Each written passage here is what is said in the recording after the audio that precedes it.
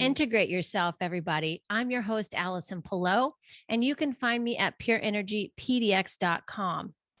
Today, I'm here with a really special guest, Angie Chek. She is a holistic lifestyle coach, and she teaches others how to be a coach. She's with the Chek Institute, which offers 3 levels of HLC coaching, which can be taken online or in person. She also holds a master in nutrition and a bachelor's in biology. And she has various degrees in energy medicine and biogeometry. Angie is a graduate of Michael Harner's 3-year program in shamanism. And she first learned about labyrinths, which is what we're going to talk about today, when she attended mystery school in 2011. So, oh my God, we have so many amazing things to talk about. We're going to talk about the history of labyrinths today. We're going to talk about mythology, and how she teaches people how to build their own labyrinth and use it that way for many things. I'm not going to list them, but she can kind of explain while we're here, but personal growth. And also I'll just share right off the bat that, I use the idea of the labyrinth for teaching. So, we go in, we release what we don't need anymore. We get to the middle, we take it all in, and then we integrate it. And then as you circle back out, you're integrating it more into your life through sharing, through teaching, or just living that information that you take in. It could be many layers of walking that labyrinth with one particular idea, right? Or one particular lesson.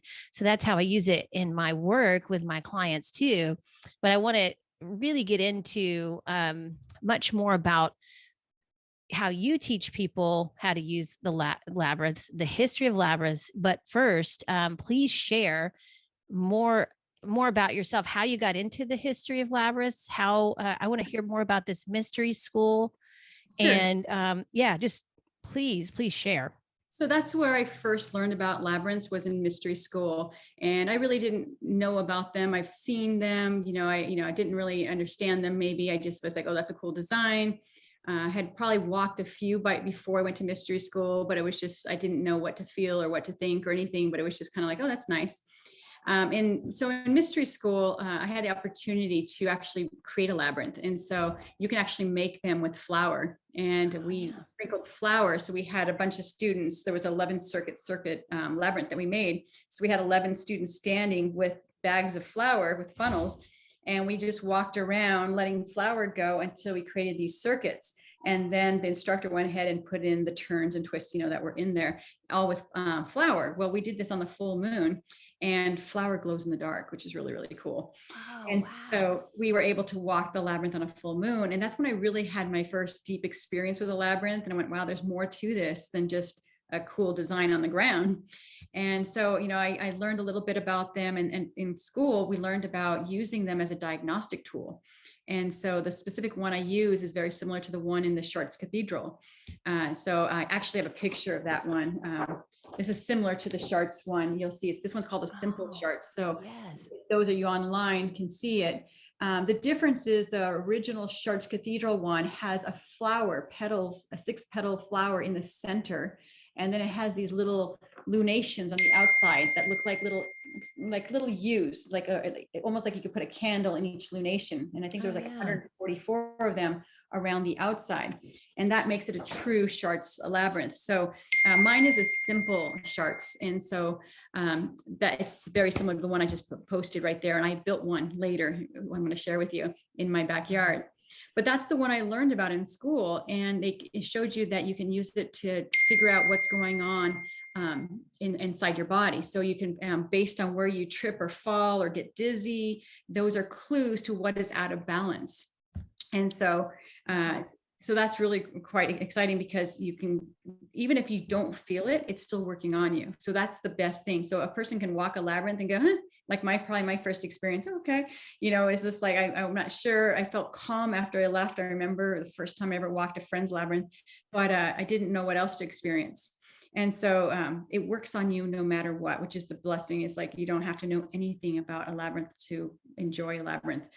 And so when I was in school, they taught you about the elements that are associated to the 4 directions that are also incorporated in this.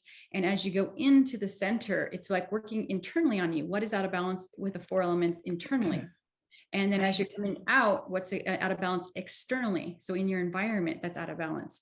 And so with the 4 elements, you can see, is it water, earth, air, fire? What is it that is out of balance in me that needs to be addressed? And so it's a great way to reflect. And so that's where I learned about it first. And so fast forward 10 years later, I went ahead, and when I moved to this property we're at now, we're in San Diego, we're about a 14-acre property. I started connecting to the land. And as you saw my background, I do a lot of shamanic work. So I built an altar and I connected to the spirits of the land, and what should I build on this property? And the first thing that came to me was, you need to build a labyrinth. Oh, wow. And all of a sudden I got this exciting surge in me. And I'm like, yes. And it was like the spirit of the labyrinth like took over me. And it was just like, I got possessed by the archetype of the labyrinth. And Paul was just laughing at me because he's just like, what is going on with you? It's like, he's like, I've never seen you so excited. And it was like just this surge of energy. I'm like, I got to build this. And he's like, well, go for it. We've got plenty of land. Where do you want to build it? I'm like, I don't know. I just have to build this property. So I started hiking around, feeling the area, trying to figure out where the best location was, what direction it would face, all these things. And when I was going through this process, I would literally wake up in the middle of the night and I'd see a red glowing labyrinth on the ceiling. Wow. And I'd wake up and I'd be like, whoa. And it wasn't scary at all. It was just this energy that was in my field. And I was like, yes. And it was always a little bit off to the right of me. So it wasn't directly above me. Maybe that would have been a little scary, but it was always like here, and I was like, yeah, it's speaking to me and communicating to me and telling me about this. And so I decided to build the Schartz Labyrinth. And that's the one I shared with you, because that's the one I learned about in school. Right. And when I was building it, what came to me as a vision is, we're on the rainbow property. It's called the Rainbow Estate. And I thought, I need to build it as a rainbow. And the beauty about it is, because there was 11 circuits, it's actually can be broken down into the 7 chakras. Oh, and wow. So the chakra system is alive and well in this circuit. And so they taught us in mystery school, which circuit was the first chakra, which one was the second, which was third. And so I just, I decided I would make it in rainbow stones. So my labyrinth actually is a rainbow of colors. And so it starts with red, it goes, and it's really beautiful. So when you look at it, it's just all the colors, different stones. And that makes it actually really easy when you walk it to know where you have an imbalance, because you trip over the red stone. Oh, root. You trip over the green stone. Oh, I'm in my heart, so you don't have to know too much about the labyrinth. You just have to remember the color. And then I can explain which chakra it is later. I love that. So it's important also to name your labyrinth if you do decide to build one. And it's great to have a simple name, not a promise. Like some people started building labyrinths and they're like the Enlightenment Labyrinth, and it's like, right. Well, that's, saying that anybody who walks is going to become enlightened. And that's it could happen, but not everybody who walks and becomes enlightened. So you don't want to have expectations when walking a labyrinth. It's kind of like if you watch a movie and you don't know anything about it, you have a better experience than when someone says, oh my God, it's so amazing. And then you're like hyping yourself up, and then you're like, yeah, well, that was okay. So sometimes the way a person tells you about a labyrinth can make or break it. And so I actually did facilitator training on how to share a labyrinth through the Veritas organization. So on Veritas, which is spelled VERIDITAS.org, you can actually become a facilitator, and you can take a course on how to properly facilitate a walk so that people have the optimal experience and have the experience that it was meant for them. Because if you say too much or too little, you can confuse people or create an expectation, and that's what you don't want. That really makes sense.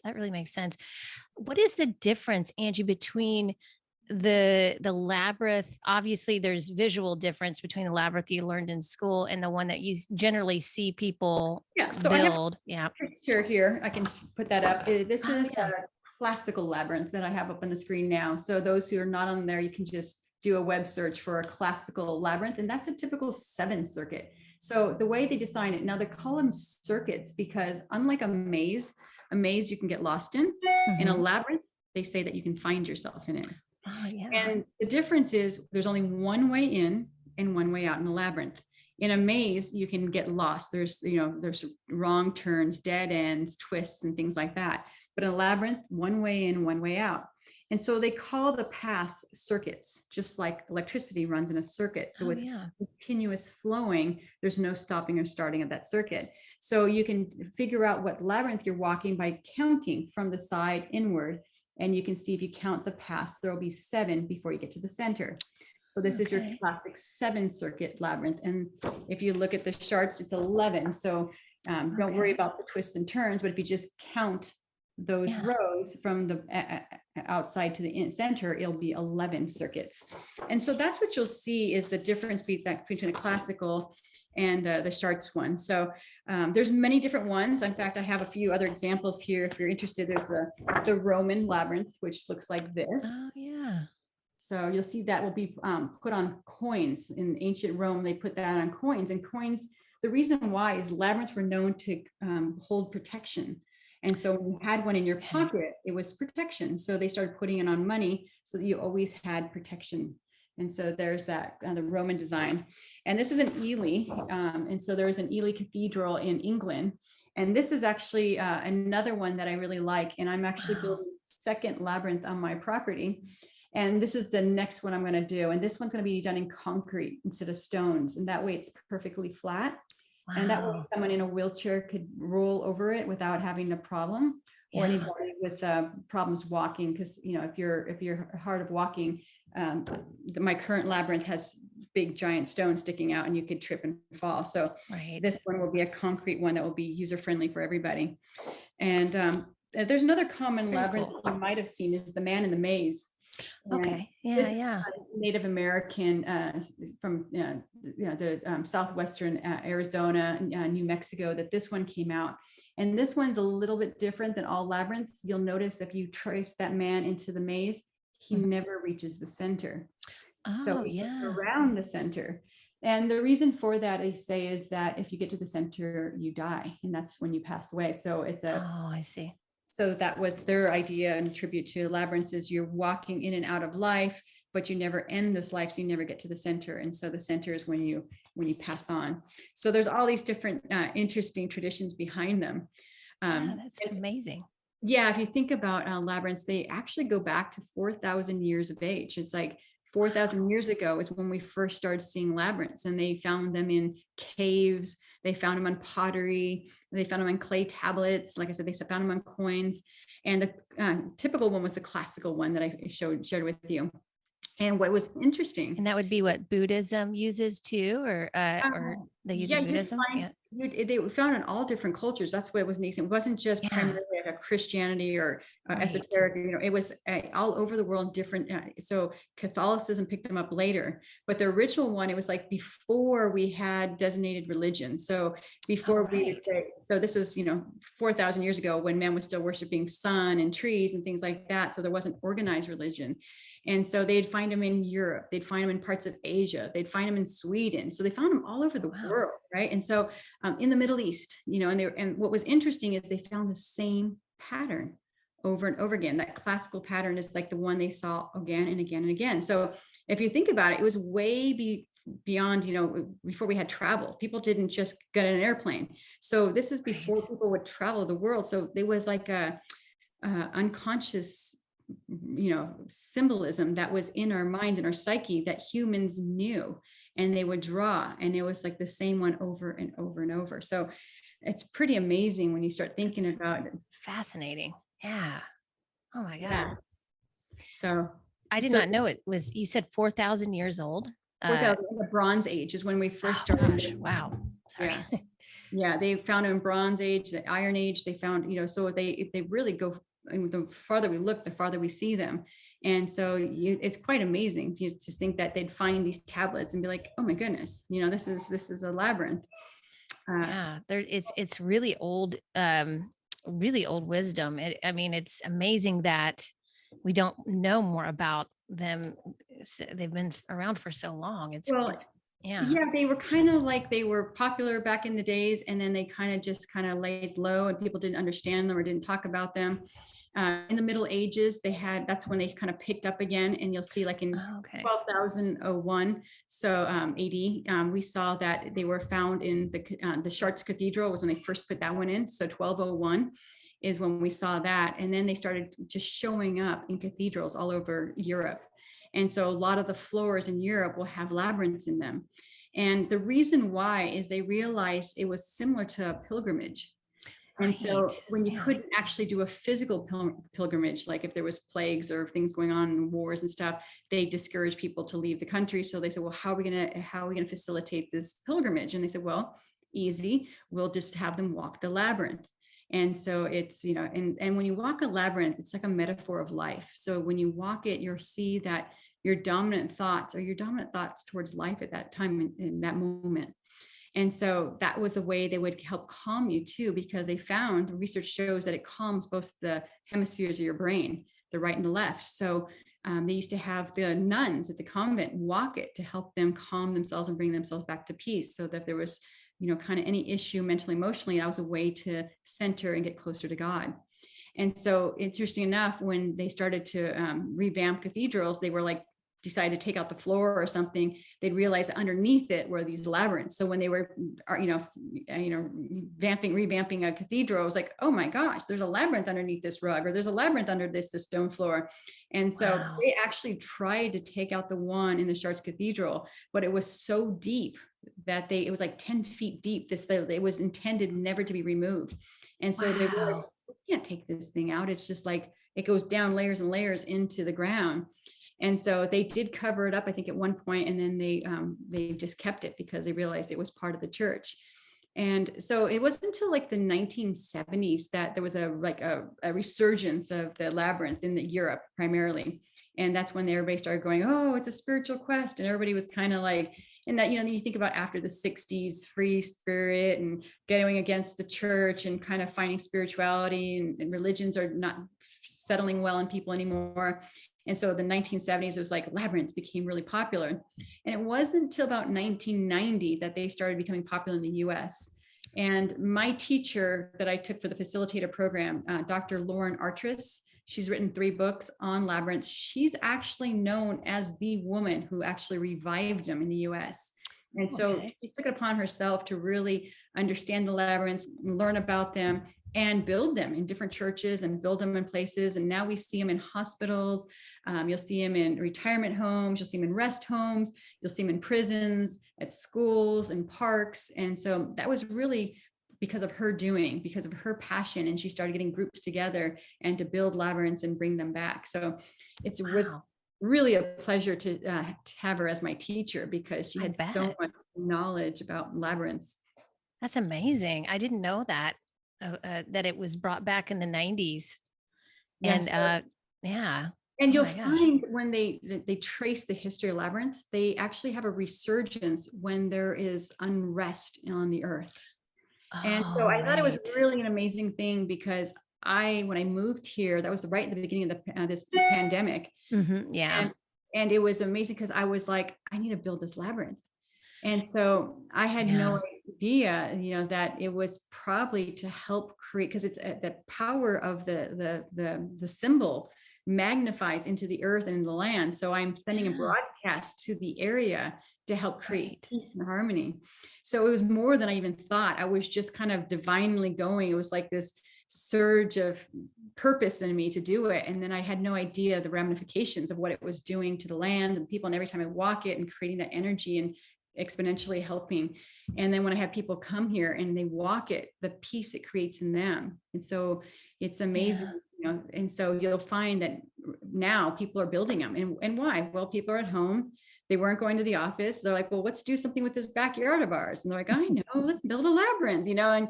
And so even a neighbor of mine built a labyrinth just recently too. So it's like, we all had this wake up, like, let's build one, you know, and why not? And it will give us something to do on our property. And so it's quite amazing. That is amazing. And we don't, I find too, that we don't put enough emphasis or weight on, you know, these kinds of things that we're called to do. A lot of times we ignore them. People ignore them instead of doing what you did, which is go forth and do it, even though you might not know why you're doing it. It could just be because it sounds like fun. But what happens as a result, if we follow our spirit and we move forward with those kinds of things, and like you said, it can be very impactful to the energy of the earth, to the energy of and the healing for people that are, have gone through a lot of trauma also this past couple of years. Like if we kind of start tuning in, I feel like if those things, if we can all start tuning into those more subtle things in our life, the energetic subtleness, then that's just going to make so much of a difference, more than pushing through like we've done before, like we think what we know what makes a difference, but I think we've only scratched the surface, really. And so Yeah. these old practices are really important to get back to. And that's why I love things like the mystery school and teachers who bring these things back, like the teacher that brought it, the labyrinth back to the United States in the 90s and taught people about it. Those are the kind of things I think we need more of, and to share more of with people, because if anything, it just makes you feel better, right? Yeah, And I absolutely. think that's kind of everything, right? Yeah, so like Lauren Artris is the teacher, and her website is theveritas.org. That is her company that she developed, and it's all about labyrinths. So they have videos up there, information, courses, classes, all sorts of stuff. So if you're new to labyrinths or want to dive deeper in it, your listeners can definitely go there to get more information on labyrinths, because it has a Labyrinth Finder on there as well. So you can put in your zip code and figure out where a local labyrinth would be, so you can walk it. So a lot of libraries will post that. And I mean, libraries or parks that have a labyrinth will be posted. So surprisingly, people go, I don't know where a labyrinth is. And then they go online and they go, oh my gosh, there's one just a couple miles from me. So I'm going to have to check that out. I want to see what's near me too. Yeah. Yeah. There's many labyrinth finders on the internet. Oh, that's great. Yeah. It is something that also you can do. You don't have to really travel to do. It can be something you go to in your own neighborhood or close by, that you can just have access to. And building one is in your yard is great too. I don't have enough yard space, I don't think, for that, but I've thought about doing something like that in my backyard. You can, and you can make it like a 5 circuit or 7 circuit. You don't have, and like my labyrinth is typically, the Schartz labyrinth is 42 inches, 42 feet. And I didn't have that space. Well, I did, except that I wanted to have a walkway completely around it. So I made mine 30 feet. Oh, wow. And so I shrunk it down a little bit, so the paths are a little bit more narrow. And at the time, it just felt right to me. And Dr. Lauren Artris actually said, the path has more intensity when the path is smaller, because it holds your focus. When you have big, wide pathways, people aren't as conscious, because you don't have to pay attention to that, because you're just going to go around this corner. But when the path becomes smaller, you have to become more aware of where your feet are landing, so that you stay within the path. And so it actually forces people to walk it very slow and more conscious, which I love. And so that was kind of a blessing for me too, to make it, just listening to my intuition and making it a little bit smaller. But so you could build one, and they also make them on canvases. And so you can purchase one on canvas. They sell them in the Veritas store. And so you can fold it up and put it in, somewhere. You can take it to a park. You can put it out in your driveway. You can fold it up and put it away. So it is something you could do. So you can be, move it, and you can take it places with you. And then another simple solution is, they make these are called finger labyrinths. Oh yes, so I've seen those. What I'm holding up is just a plastic labyrinth, but they make them in metal, they make them in wood. I buy all sorts of them. This year for Christmas, I brought my clients some beautiful ones from Veritas's website. But what you do is you just take a little stylus pen, and you can use, or your finger, and you walk it with your pen. And you actually trace the little line around it, and you just focus as you move your pen around the circuits. So it's like walking it. That's great. Without walking. So you're walking with your finger or with your pen, and you get the same benefit from this. In fact, in the class I took, we actually spent time going through a meditation and using a finger labyrinth, and the students had profound experiences with it, because it's just there. And that connection between going back and forth with the pen and going through the circuits, it's really quite powerful. So that's another way. So you could go online and find yourself a finger labyrinth, is what they call it. And so great. You don't need one in your backyard. You can buy one, for under $20 and put it in your pocket, or you put it in your purse. And it's a great way to calm and center yourself. Like, have it at the office, you're having a stressful moment, close the door, and you can walk it, in less than 10 minutes. So you could do that on a break. learn. Yeah, that's a great idea. We need so much more of that right now too, and to help people get to that 0 point within themselves, just at any time, right? Right. Because that's really, if you can do that, I feel like you can pretty much face anything, and then you can also learn how to manage the stress that comes your way, like and it helps the nervous system. And so yeah, so when you had your students do that, they meditated and then did that afterwards, or was The that the medit meditation? That is Yeah. the meditation. So Yeah, you yeah. center yourself, connect with your breath, and then you just, I put on some beautiful music, and you just walk the labyrinth with I your love finger that. or a pen. And I usually hand out different labyrinths when I'm teaching this, and so I actually give out these cards, these plastic laminated 8 by 10 pieces of paper, and they can take them home. And I also give them a choice of different. I have all these in different kinds, so I actually, when I do a workshop, they get one in plastic that's to take home. So they get to choose Cool. which pattern. So you'll see that they have 4 different patterns from this company, and then they get to choose which one they want to take home.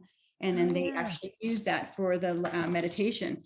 And so, yeah, it's lovely. And it comes, with a little bag, so you put in the little bag and you put in Wow. your purse, and then you have it always with you. And so anytime you need a timeout on your lunch break, on a 15-minute break, right before bed, it's a great way to center yourself. So it's an active meditation, so you're sitting Yeah. there and it's kind of like, I always talk about meditation, and there's so many different ways to meditate. And a lot of times meditators say you need a mantra, and you're like, why is this mantra so popular? And it's something for your mind to hold on to. And I Right. have this analogy, and it's kind of, it's not the best analogy, but it's the one I use. It's kind of, if you were in India with your elephant and you're walking through the farmer's market, your elephant would want to try things from all the tables. And it'd be like, and you'd be pulling this 2-ton beast and trying to get through to the farmer's market. It'd be very difficult. Well, that's how your mind is when you're trying to meditate. It's like you have all these weight of the world. I got to pay this bill. I got to, put gas in my car. I got to take my kid to the doctor. I got to do this. And then you're not meditating because you're focusing on all this stuff that's weighing you down. So Yes. then the metaphor, the analogy would be, if you gave your elephant a banana, well, now he's holding on to his banana, walking through the farmer's market, and it's easily to carry him on because he's happy as can be. So using a mantra works the same way. It kind of calms the mind to focus on something so that you can get to that still point. So a finger labyrinth works the same way. Well, your what would that be? Your right brain, your left brain would be sitting there going, oh, I have to focus on these lines, and I have to be very Right. precise, and I got to make sure I'm going the right way, and I make sure I'm not picking up, and I'm following the directions, and it's focused on carving the path, while your left brain can now be free to fly. And I so love that. it's a beautiful, Yeah. way to help the brain do that. So it's an active meditation, just like Tai Yeah. Chi would be an active meditation. Yeah. And it's so important to help to introduce those alternative ways of meditating, not the traditional way, so people can start meditating in some form or another, right? Correct. Because a lot of times they're just not even starting because it seems too daunting. Right. But I love the active or the idea of active meditation. I do that often because sometimes I just feel like I need to move while I do Mhm. it. It just feels more comfortable for me. Other times I feel like I can just sit here and be. So it's also playing around with those different I guess, sometimes you'll feel like, hey, I need to move while I meditate today. And other times you'll feel like, okay, no, I can just sit here today. This is fine, and that's okay. There's no pressure. You don't have to do it a certain way. So I really love that. I love that you give people those options and how to use the labyrinth for those kinds of practices. That's beautiful. And I'm going to get me one of those too, because I love that. Right. Um, yeah. So, okay. So let's see. Let's see. What we want to talk about is I would love to talk about, did we hit on much of the mythology yet? Have we gotten into No, that? no, I haven't mentioned Okay. I mythology at didn't all. think we had. Okay. So I'm really curious about that. Yeah. So mythology obviously is not the truth. It's just a story that explains something. So I love the mythology of the labyrinth. And so what happened is they said, well, where did this come from? So the people created a story around it. So the story goes that King Minos of Crete, he loved his wife very much, and she had this I would guess like a fixation for bulls. Okay. And so I know it's kind of a funny story, but he's like, oh, so he's like, well, how can, I have my wife be pleasured by a bull? So he actually hired this inventor. His name was Daedalus. And Daedalus, he says, hey, you know what?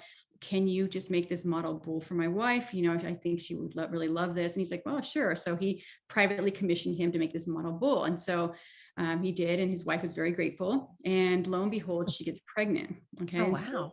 She gets pregnant with this model bull. And so she gives birth to a Minotaur. The Minotaur is the half man, half bull. Yeah. Yeah. And so they named their Minotaur, their son, Astrian. And so, of course, the king, he's very shameful now because he's embarrassed that someone's going to find out that he allowed his wife to have this kind of relation. So he calls up Daedalus again and says, Daedalus, I got a bigger problem now. He goes, I need to find a place to store this Minotaur. And he goes, what do you mean? He goes, well, not only is he's half man, half bull, but he has affinity for human flesh, and he likes to eat people. So I can't have my son running around town killing all these people. So I need to build some kind of maze or labyrinth underneath my palace. So the palace is in Knossos. And so he says, no problem, I can do that. So he builds this elaborate labyrinth underneath the palace, and he goes ahead and puts the Minotaur underground in this labyrinth. And so it is true that you can get lost in the labyrinth. Normally, if you're just walking straight in, straight out, you can't. But let's say you're walking and you see a stone out of place, you might step down to put it back in order. And then you go, well, which way was I going?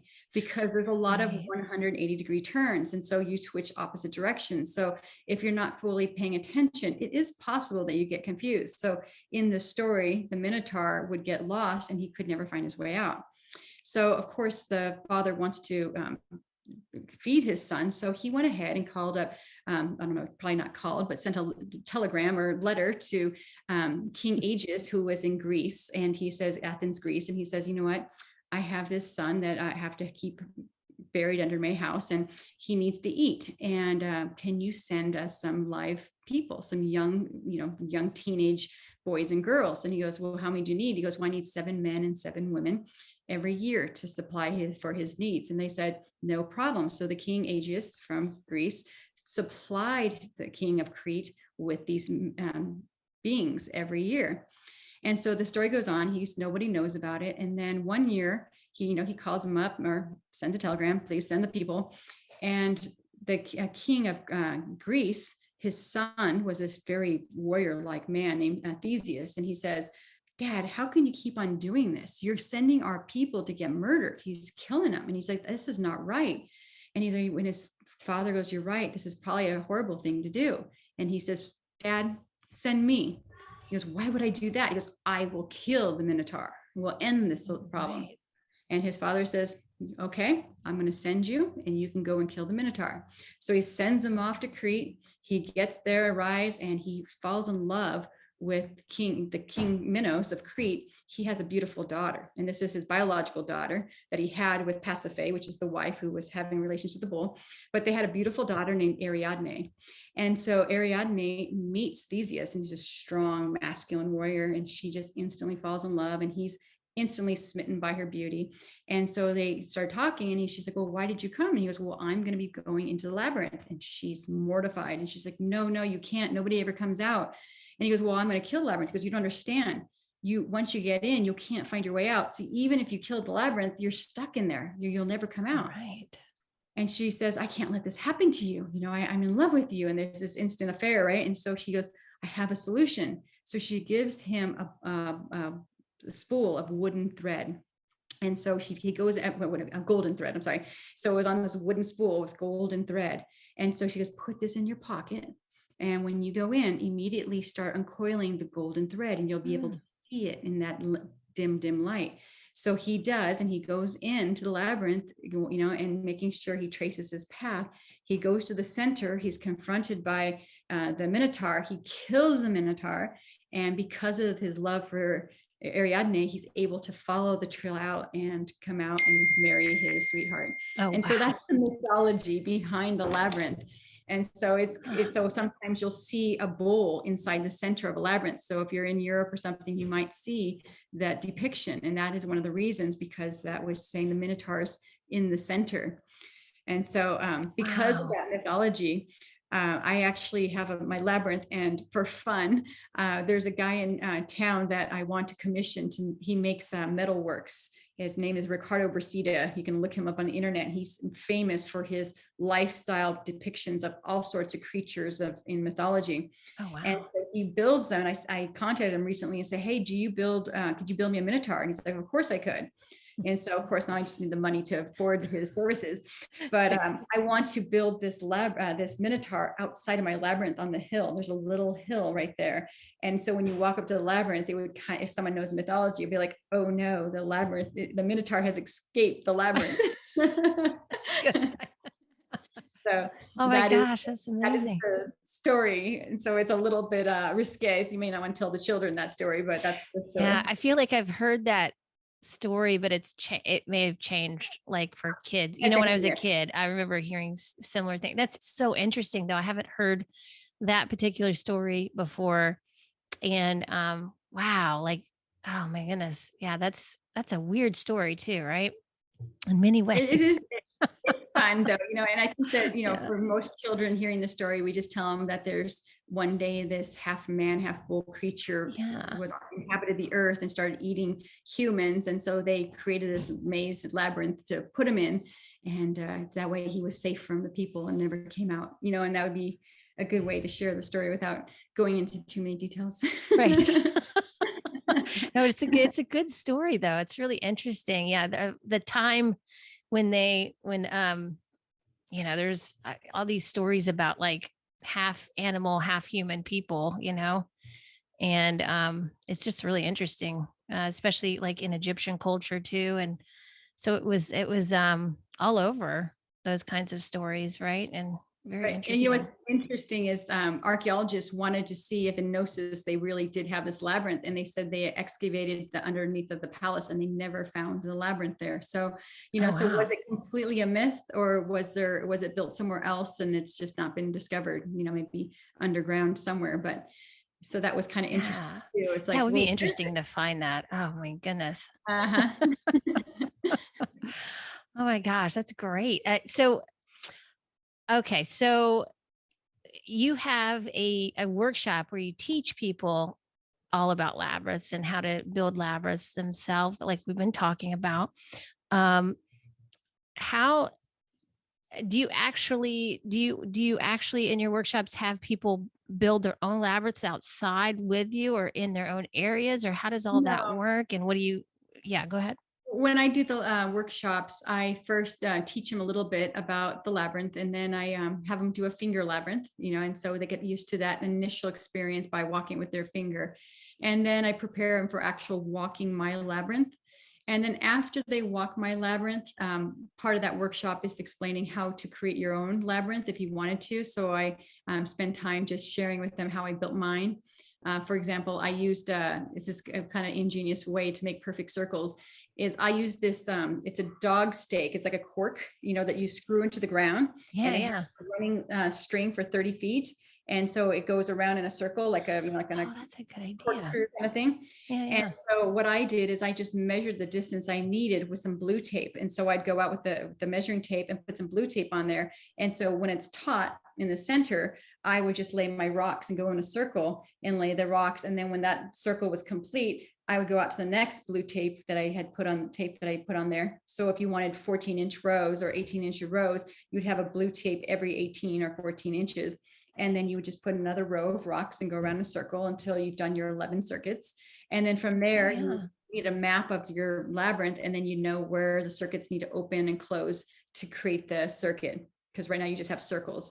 And so that's how I made mine. But there's many ways you can make a labyrinth. You can, if you go online, you'll see simple labyrinths, and you can make a plus sign with dots and start connecting the plus to the dots on the outside, and you can make labyrinths that way.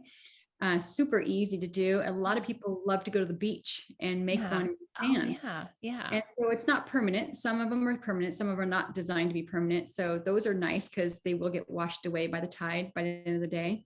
But those are always fun. I had a student of mine just recently take my workshop, and he said, I went to on January 1st, he went to the beach and he decided to build one. And all sorts of people came out and walked it. And he said it was an amazing experience to have people walk something he created. That's so So, cool. yeah, so you can build them in, on sand, you can put them in dirt, you can make it out of stone. Like I said, I'm making one out of concrete, brick. The sky's the limit. Some people do it with shrubs. You can make it with bushes. Oh, yeah. Yeah.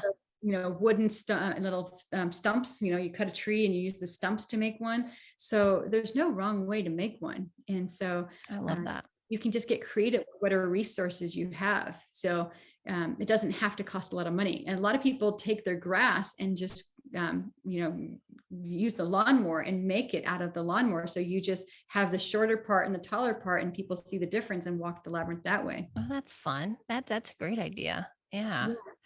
Yeah. So I have I have a question.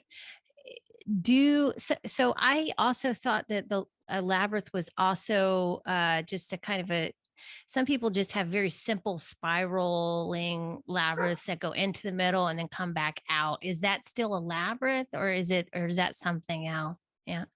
Yes. Is So it there's still a simpler? Yeah. Okay. Yeah, there's terms, like there's the classical one, which is the one I shared. Then there's the medieval one, which is the one that showed up, and the one I like. But there's all different ones. So the ones I've shared with you, like right now, were the ones that are more universal. You see them over and over again, but anybody can make a labyrinth. And as long as the rule is that there's one way in and one way out. Now, having said that, they have now made processional labyrinths. And the reason why, and you did see some before just for, processions. They thought that would be a fun thing to do, but they've kind of had a resurgence in the last couple of years because of COVID. And so people don't want to connect or run across the path with somebody. So they have a one way in and a one way out. So you actually go into the center, then you continue on your path and you leave and exit a different way, so that you're, technically not confronting other people. And so that is something you're seeing, but the traditional one is one way in, one way out. So you could make your own in any which way you felt comfortable, and it would be considered a labyrinth. Oh, that's great. I love that. Thank you, Angie. This has been amazing. Sure. Please leave my listeners with anything you have coming up that you want to share. I know you guys have also some other workshops in addition to, usually you were saying before we started, your labyrinth workshop is usually offered once or twice a year around the same time. And then you guys have some other workshops coming up at the Rainbow. Is it called the Rainbow? It's our Rainbow House. Rainbow House, yeah. So the Rainbow Hills Estate is the official name of our property. And so, yes, we do run workshops. Paul Chek and I, my husband, we run these workshops, and there's all sorts of different things we talk about. Like we're just doing one on art mandala workshop. So it's one on creating your life mandala and learning how to create, and then we interpret it for you to help you understand what's going on in your life. And it's the most powerful one. We do it in January every year because it's like new year, new you. What's going on in this year? What can we show you? And what can you see from your painting? And so it's a really powerful transformational workshop. But then we also are going to be doing a sound healing workshop where we're going to teach you how to use tools like rattles and drums and percussions and singing bowls, and how to use them to create healing in yourself or in your environment. We've got other ones coming up where we're in the works of how to make your own drum, how to make your own rattle. And so that's fun. And so we've done a cold plunge one where we did the working in, working out, and how to use your breath. So we had a Wim Hof instructor show you how to breathe properly. So when you're under stress, so we had ice buckets where people were plunging into ice and holding in there and staying for 5-6 minutes. Yuri taught that? Yes. Yeah. Yes. Yuri taught that one. And so, so sometimes we have additional instructors to come to the property. And so my labyrinth workshop, I just ran that, in December. So I probably will do another one in May. Okay. I'm thinking around, I think May 7th, that's supposed to be Labyrinth Day. So, so that will be a nice time. So if someone's interested, they can email me. My email is angiesworld@me.com. That's ANGIESWORLD@me.com. If you know of Paul Chek on his Instagram account, he posts about our workshops there. So you can ask also, if you email me, we can put you on the newsletter, and then you'll have emails about what courses are coming up and if you'd be interested in taking them. Wonderful. Thank you. And we didn't really get into your fitness background, but you are a fitness expert as well, and have been doing it for a long time. Are you still doing that kind of thing? Are you more into some of the biogeometry stuff? Where's more of your focus these days? Yeah. So my background, actually my background started where I was in college and I gained weight, and then I got sick and I had borderline diabetes, and I learned how to take care of myself and eat right, and entered a competition, and then won that competition, and then became this spokesmodel for a major supplement company, traveled the world, and then it's just really connecting to what it means to be healthy. And so that's how it kind of started. I went back to school to become a nutritionist. So in addition to all the esoteric things I dabbled in that you mentioned, I did go to school for my biology degree, as you heard, and then my nutrition degree.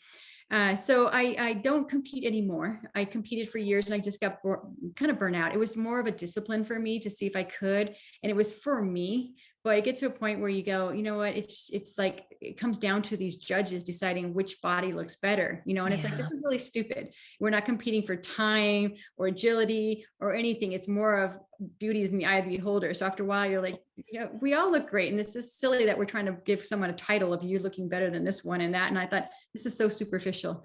And so I got out of it. So I did it for the discipline to say, I want to eat clean and I want to have something to have. Like if you have a date and says, I need to look good in my bathing suit in 3 months on this date, I'm going to be in a public setting in a thong bikini. That's very good motivation to get yourself in shape. It sure is. And so that's why I did it. And I did that for a while. And then afterwards I went, no, I don't want to do this. But that was my earlier years. And now it's, I'm a mother. So I'm just, learning how to take care of myself. Balance is what I'm learning, adaptation, because sometimes I'm like, I can't go to the gym as much as I want to with children, learning how to work out in the playground, working out with the kids, jumping on the trampoline. And so my fitness has changed, so it's taking care of kids and sometimes just carrying them. I have a 2-year-old and a 5-year-old. And we have a hill, and they go, carry me. So I'll have one on this hip, that hip, and we chug up the hill. And I'm like, that's a darn good workout. It is. It's the best kind of weightlifting because they're moving too. So, moving weights all the time. Unstable balance.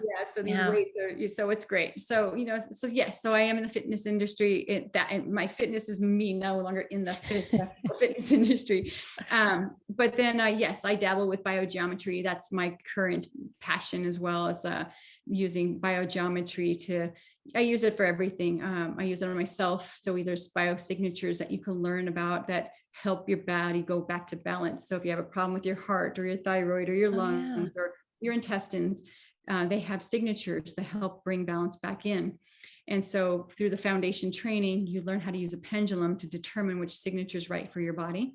And so I use it on everybody. In fact, I just made one on our new puppy. I just shared with you, we got a puppy 2 days ago. And the first day he cried all night and I felt really, really bad. And I thought, poor thing, he just lost his mother and he's away from his litter mates and he's in a strange house with strange people, and so the next day I thought I need to do biogeometry on him. So actually it's right here on my desk. And so here's our little puppy. Wow. And so this is called an emitter. So those of you can see online. And so it's, this is emitting energy into the person in the center or the dog or animal in the center. Yeah. And so those are the signatures that he needed to help balance him, to make him feel stable. So some were for emotional discomfort. So he was a little bit sad. And then he was 10 weeks old and they said he was only on milk. And so we had immediately put him on kibble. And so he wasn't used to it. So he had a stomach ache. So one of the signatures was for his stomach. And so he felt a little bloated and you could see he was kind of groaning. And I thought he's just having a hard time learning how to digest food. And so I did this last night and he slept like a baby. He slept all night. And so I thought sometimes that's a great thing to use. It didn't take any drugs, any medicine, natural energy that's just being transferred to him. I use it on my kids. I have an emitter for both my children. When my little girl was teething, she didn't want anything, even homeopathic, she did not want. She'd go, biogeometry, and point to her hand. So I Oh, test wow. off her hand to see what signature. So she'd point to the top of her hand and say biogeometry, 2 years old, and saying Wow. biogeometry. And she immediately was happy. So I draw these signatures and she's like, thank you. Like she felt the difference because you can That's draw amazing. directly on the Yeah. skin. So yeah, so that's Wow. my passion, is to use biogeometry in those ways. And I balanced my house and my garden, so everything around has this really nice calming effect. Oh, So wow. Yeah, I've had Daria, it's Ibrahim's daughter. I know her Maria, name is Dorea. Thank you. And she was amazing. She was on my show earlier last year. And that was a really great show. I learned so much about biogeometry. I have some of the books as well. And with the symbols, I'm going to start using those though, because it didn't occur to me that that's a way I could use them. So that's really cool. Yeah. yeah, you can put them directly on your skin. I use these big tattoo markers you can get on Amazon, something. Wow. So they're Huh. not non-toxic is what you want. Yeah. You draw them on tape and stick the tape on you too, and it works just as well.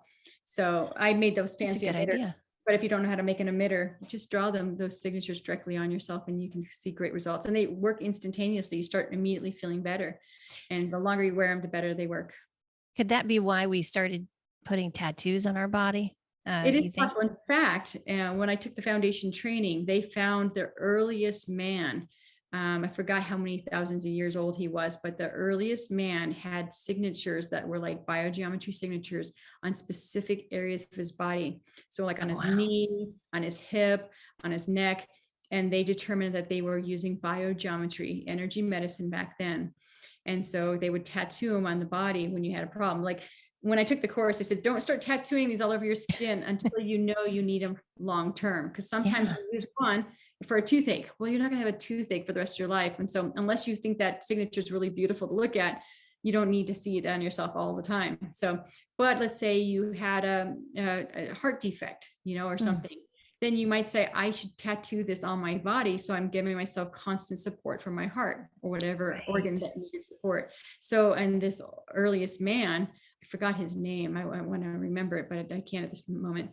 But he would have these ones on his knee. So he obviously had a bad knee, a bad hip, and so he had them on his injury site. So it was giving him support. So, in my theory too, it's kind of like, we moved away from that because we got into the materialistic world. And so back then it's like, this doesn't cost money to draw a picture on your skin.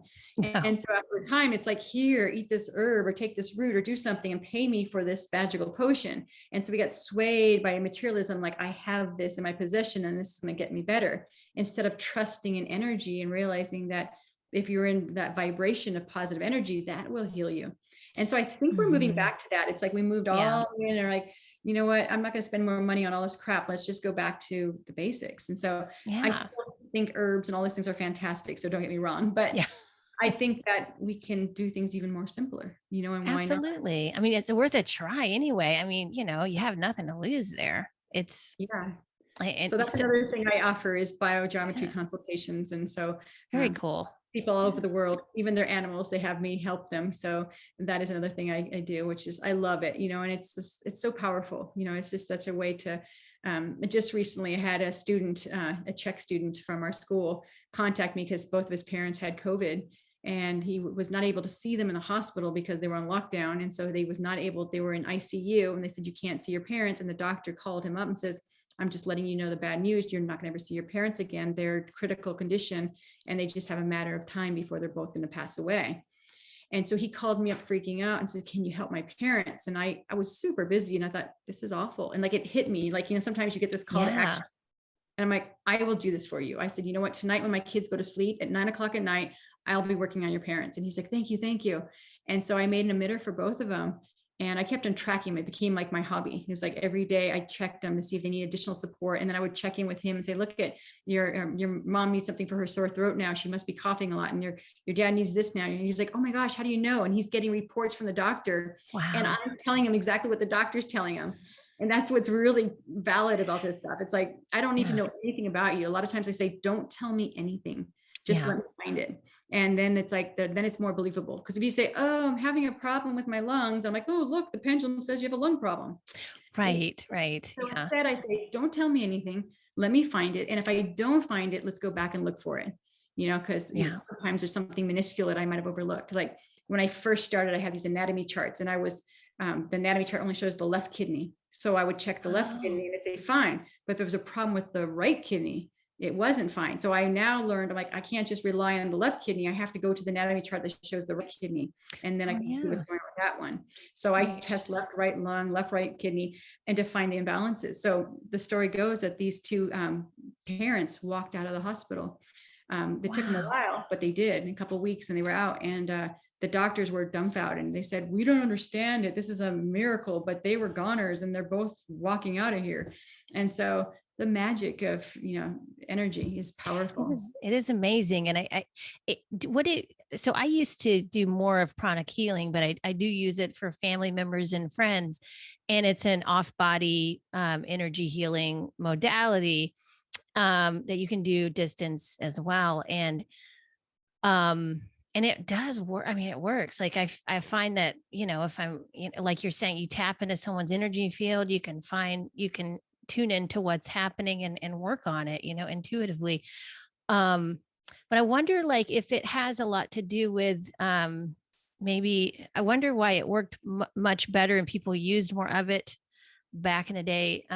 Because do you think there was more belief in that and how it worked, and we lost our belief over time, or was the world just different, I don't think it had anything to do with belief, because I've worked on people who don't believe in biogeometry. Yeah. I'll say, let me just do it for you and see what happens. And then people call me back and go, I'm not saying it didn't, but I'm not saying it didn't, like they were like questioning, like, I don't want to believe it, but I'm just letting you know I'm better, but I'm not sure because I'm doing other things, but it is kind of interesting that this happened to me.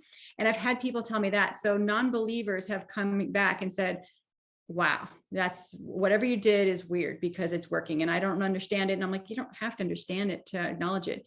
I just think people just got away from it, or they forgot, or they got so swept up, like I said, with the materialistic world, they were into the newest thing. It's like, it's like people like to explore. So it's like, well, what else is there? Oh, we can take these herbs, or there's these potions, or these rocks, or this energy thing. And they start learning other things, and then they forget about this ancient stuff. So they just moved away from it.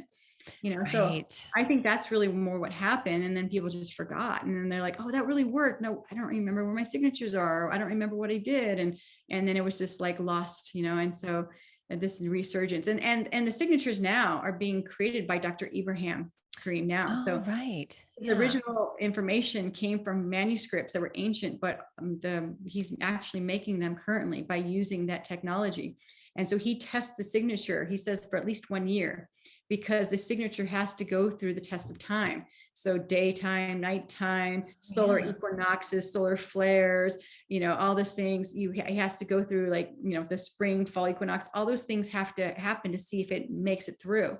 And if the signature works throughout the year, then he knows he has a valid signature. And if it doesn't, he has to tweak the signature to make sure it holds its intensity. And so the signatures are really thought out. So it's not just, I drew a picture and here, this is working. It actually takes a lot of discipline to create this, and a lot of ability to be in tune with what you're receiving and the information, and knowing when it's not working. Absolutely. That's incredible. I love that process. It's, anything that's a true healing art is going to be tested, and over and over again to see if it works. And so that's how they come to those conclusions. That's incredible. Well, thank you for sharing that, Angie. That was, please, also, I encourage my listeners to also get with Angie on some of the biogeometry work she does, because that sounds like it could help a lot of people, especially right now, because there's so many things that don't really make sense as it relates to, if we look at it from a medical scope that people are going through, it's more of an energetic approach. I think sometimes we want to take, we don't want to discount anything, but I think that we have been discounting the energetic aspect of healing so much that it's really time to start stepping into it much more, I believe. It's not a cure all. Like, I have seen people I've tested, and I can feel like it's not gonna, like, for example, I worked on a guy and he was better. He was in the hospital. He had a heart attack, and they said, can you help him? I said, well, I can try.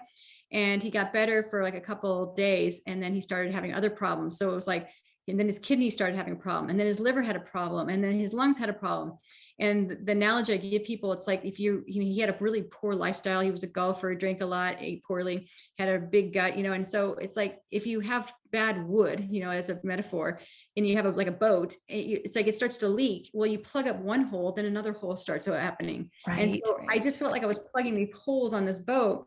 And I was like, this boat wants to sink. It's like, sometimes if a person's healthy enough, giving them a little support is all we need. But if a person's had a lifestyle of abuse, biogeometry can't save anybody. It can prolong him for a few days. He had enough time. I think he lasted another 5 or 6 days where his whole family was able to say goodbye to him. But I couldn't keep him. I can't do anything. And I always say, it's not me, it's the energy of these signatures. So that signature can't keep a person alive who's ready to go. So, we have to rely on fate and trust and know that if it's our time, it's our time. That's right. But if you're called to this, that's the reason why. It's like, hey, support your loved ones. This is something that can help them. But I'm the first to tell you if it doesn't work. It's like, I don't be like, oh yeah, let's keep on doing this. I finally told this guy, I said, he's ready to go, and I said, and I actually have another advanced training biogeometry tool that shows you the chakras of the body and what's out of balance. And after we started seeing all his organs kind of shutting down, I was like, let's look at his chakra system. And all his chakras, the lower chakras were completely blocked. And then the upper chakras were wide open. So it was like 6, 7, 8, 9. Right. And I said, he is in the spiritual world. He's ready. Yeah. Yeah. And I just told him, I said, listen, I said, he's ready to go. And they're like, okay, but I'm the first to tell you, it's like, if it's not going to happen, it's like, I'll try anything. I'll try, I'm always like, let's try, because it doesn't hurt to try. Yeah. But it doesn't, it's like, we have to recognize that too. I mean, people have destiny, and there's a destiny for each person. And like you said, there is a time that they're ready to go, and you got to honor and respect that, Yeah, right. Absolutely. So I like to share that, because I don't want to be like, yeah, anybody's problem, I'll take it away. Yeah. And that goes well, you don't want to be that person either. I mean, you want people to have responsibility for their own healing, right? I mean, right. That's a holistic coach. That's is to have them take responsibility. I give you tools to help you get better, but then you need to ride the horse and take hold of your life and say, this is what I need to do to keep myself here. So Angie's not your crutch. Angie's just a support, but ultimately I give you the tools to learn how to eat right, breathe right, move right, exercise right, and you can live a longer, healthier life. Absolutely. Well, thanks again, Angie. We went over, we kept going.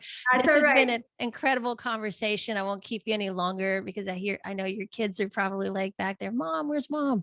But but yeah, thank you for taking the time to have this conversation with me and share your wisdom on everything that you're sharing with the world. So I really appreciate it.